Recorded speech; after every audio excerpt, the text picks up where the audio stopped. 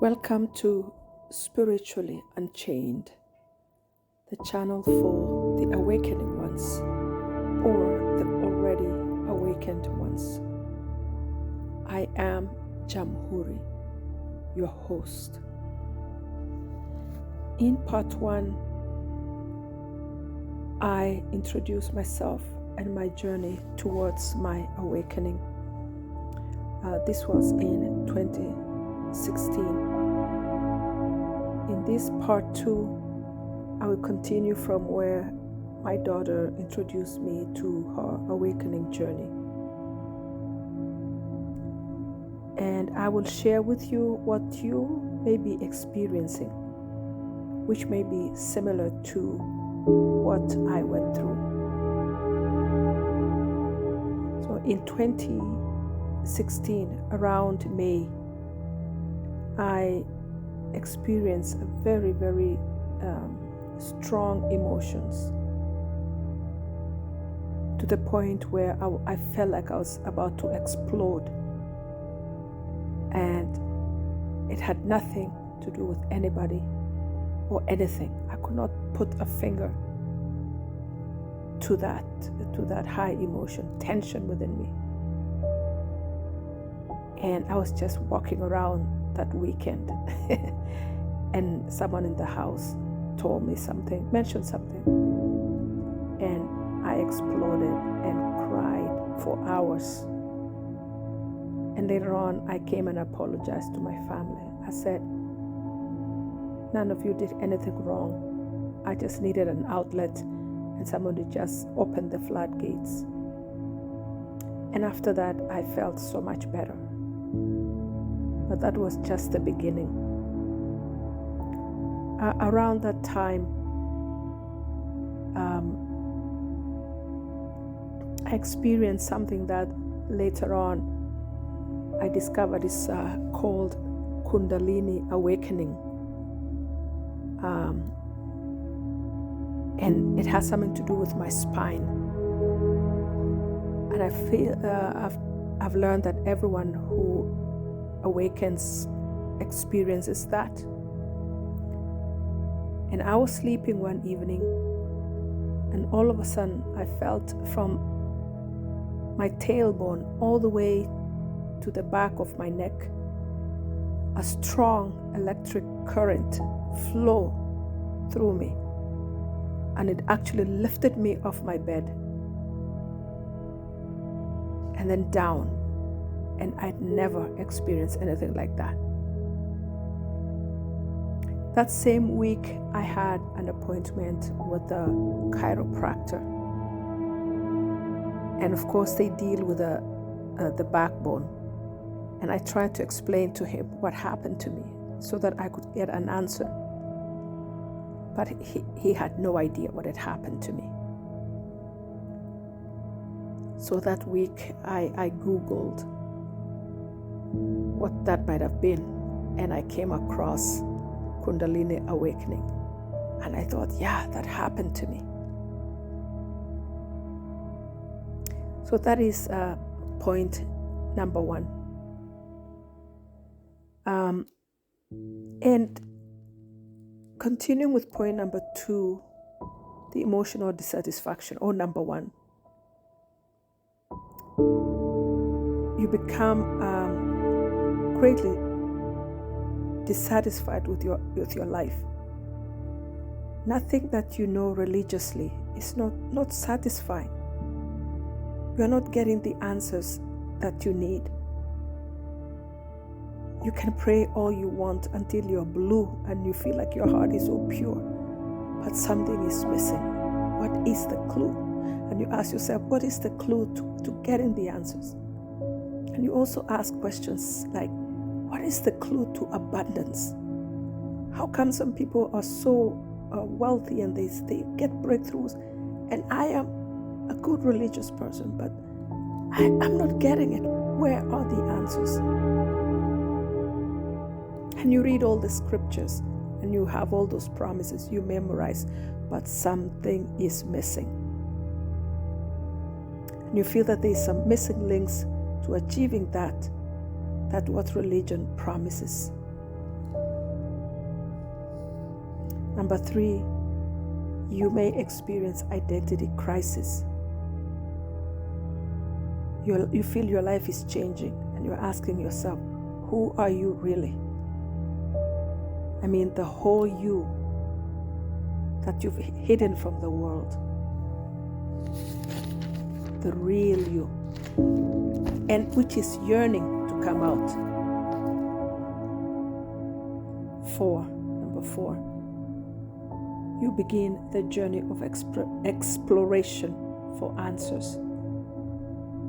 You Google for particular answers, which lead you to the forbidden zones, like horoscopes, astrology, tarot cards, hypnosis, and you're feeling like, wow, you're quite aware that you feel like you're rebelling. You might come across such info as twin flames, soulmates, soul group. For me, at this time, when I was at this point, I actually found a lot of answers. I Googled horoscopes about myself because I wanted to know. And I know this is a forbidden zone, but I remember saying to God, and I prayed. That's why I said in my part 1 of my story that there are things that God knows about me that doesn't matter if people judge me. I've already spoken to God about it. And when I was exploring horoscopes, I said to God, I know it's written in the scriptures, and the people say you cannot do that, it's sin, it's all that, but I really need answers. I really need answers. And I've been looking, and it's okay if you want to do whatever you do to me, but here I am. And so God knew about it, what I was about to do. And I started to subscribe, and I got really interested. I just got to that crossroads where you gotta go right or left, or go forward or backwards. But for me, it was going forward. And when I did that, I felt that I was literally going up the ceiling. It felt like what I knew before was below the ceiling, and what was to know, I had known all of it. Most of it, I wasn't satisfied. And I felt like I'm going up the attic to look for the hidden things. And you wouldn't believe what I found there. I found that there are people who've been living there for a long time. They are speaking certain language.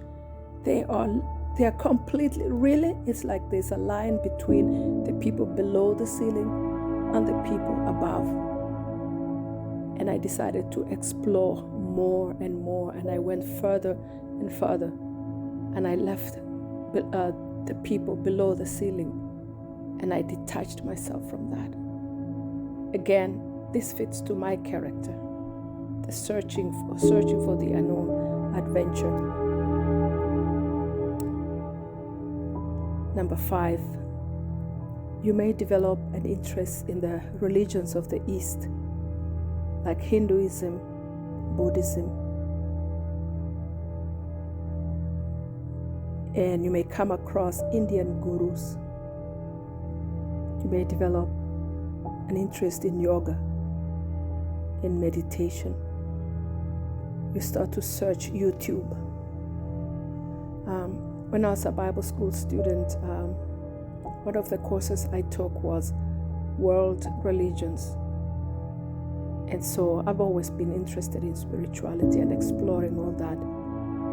And I kind of studied something about Hinduism, Buddhism, Islam, Taoism, Confucianism, and all that, but not in depth. But I was open to that. You just explore what other people believe. But from a Christian point of view, this is where you believe, you stand, and that's where they stand. And there's a line in between, and there is no crossing over. There's no mixing. You cannot take on that and take this. They cannot exchange. They are them, and you are these. But I would just say right now, before I forget, right now where I stand, there is no line. There is no line. We are all seekers, and we are seeking the same thing. And I want to say that someone lied to us and made that division. And I will talk about this later in the future. Number 6. As you listen to your intuition, which is rapidly developing, you begin to go inward, detaching from people and things that you once busied your life with. You begin to welcome solitude and to enjoy that. And you become very sensitive to noise, hypersensitive. And for me, one of the things I enjoy is going for walks. And I live in the countryside, so I could go for walks for almost 3 hours. And I enjoyed being out there alone, the countryside of Canada, in the prairie. I would just sit on the grass sometimes and lay down. I would carry a little mat in my little bag with all the things I needed, water, a snack. And I would just sit there, lay down, look at the sky, look at the clouds, enjoy Mother Nature. Very, very, very powerful. And I would get a lot of revelation, spiritual revelation. Number 7. You may realize that you're developing high intelligence. Like you get so much information from nowhere. And you feel like you can be whatever you want to be. You want to be a doctor, you can be that. You want to be a lawyer, you can be that. Whatever. Anything is possible. And I reached that point myself too. It's like, bring it on. I could be this, I could be that. You just feel, and it's just not empty words, but there is some information actually that comes to you that gives you so much knowledge. Unbelievable. Then you find your spiritual teacher. And I think that technology becomes really important. Googling and going on YouTube. And I found my teacher actually there. I found Sadhguru. I found Osho, so many others. But I found a guy called Eric Ho, who was on YouTube, who later on went on his journey to spiritual mastery, and is now called Master Sri Akashana. And he impacted my life greatly. And I became a YouTuber. I did a different YouTube channel called African Living Abroad. And and up to today, he's my spiritual teacher. And then you find, alongside that, spiritual community. People that hang out together, share information. And I found that within this community also, the community of Master Sri Akashana. And you find that together with this group, you live in a different dimension. You think differently. You start to think positive. And the things that you used to busy yourself with become less important. You don't want to dwell on negativity. You find yourself detaching from this movie consumption. Every night movies. Your time becomes valuable. You don't like watching the news. You feel like it has nothing to give you. You know more than the world knows. And you discover actually that you're awakening to the true life, the true meaning of living. And you realize you've been living a lie, that we all have been programmed by society and religion. And there have been a lot of things that have been modified to trap us. And right now we are all seeking to free ourselves, to free our minds, to move away from the manipulation of the world systems. It's actually very revolutionary when you discover true spirituality that connects rather than divide people. You find that's what I was talking about before, the division of people. I discovered through working with immigrants, actually, a strong unity of our cultures, of our spiritual realities, that we are seeking the same thing. And all our lives we are running away from each other. We are building fences. We've been building fences for generations. You're discovering so much, and you're seeking to free yourself. And you find that you can fellowship with anyone, and there is no need to change anyone. Everyone is the child of the Creator, and there is such love between you and them that develops. It's a glue that binds humanity together. And you start to feel like you're one with them, with everyone. You start to look at nature differently, appreciate it more, become closer to nature. You develop compassion, not only for people, but for animals,